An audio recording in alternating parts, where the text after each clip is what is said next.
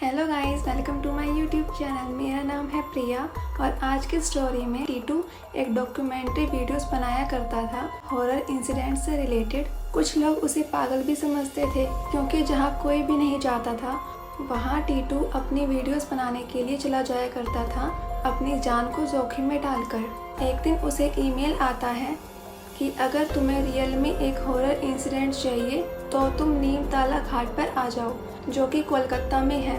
बताया जाता है कि ये घाट ब्रिटिशर्स से भी पुराना है। यहाँ रात को लोगों की रोने की और चिल्लाने की आवाज़ें आती हैं।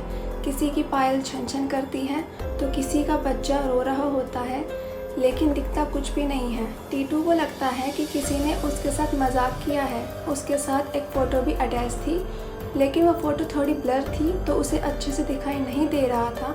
जितना उसे दिख रहा था उसमें एक औरत खड़ी होती है सफ़ेद साड़ी पहनकर, और साइड में उसके दो आदमी खड़े होते हैं, लेकिन उसे क्लियरली कुछ नज़र नहीं आ रहा था।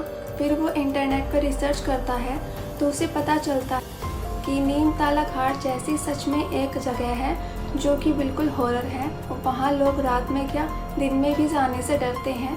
तो चलो इसी पर एक डॉक्यूमेंट्री फिल्म बनाई जाए।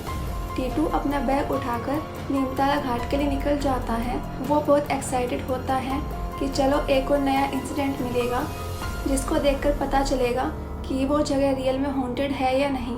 वो नीमताला घाट पहुंचने ही वाला होता है, तभी उसे एक अंकल मिलते हैं। वो बोलते हैं, तुम नीमताला घाट जा रहे हो?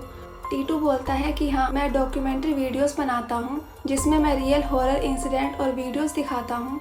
वो आदमी बोलता है कि तुम वहाँ जाकर गलती कर रहे हो, अगर तुम्हें वहाँ जाना ही है तो सावधान रहना। वो अंकल वहाँ से चले जाते हैं। टीटू घाट पर जाने के लिए आगे चल देता है। रात के 11:15 होने वाले होते हैं। वो घाट के पास पहुँच ही जाता है, तभी उसे बाहर से दिखता है कि दो आदमी मिलकर हवन कर रहे हैं। उस हवन में पीली आग ना जल के नीली आग जल रही थी, जो कि एक बहुत बड़ी कंफ्यूजन टीटू के माइंड में क्रिएट कर रही थी।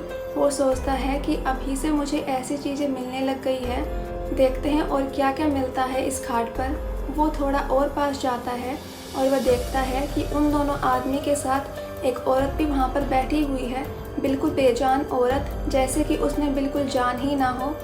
टीटू उनकी वीडियो बनाने ही लगता है, तभी पीछे से उसके कंधे पर किसी का हाथ आता है।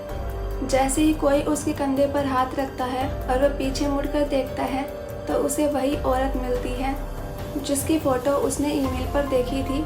सफ़ेद साड़ी, लंबे बाल और उसका चेहरा बिल्कुल जला हुआ था। टीटू ये देखकर इतना घबरा जाता है। वो औरत बोलती है कि आ गए तुम, ये तो अभी शुरुआत है। जैसे ही टीटू मुड़कर आगे देखता है वो दोनों आदमी भी उसके आगे खड़े होते हैं। टीटू ये देखकर अचानक चौंक जाता है।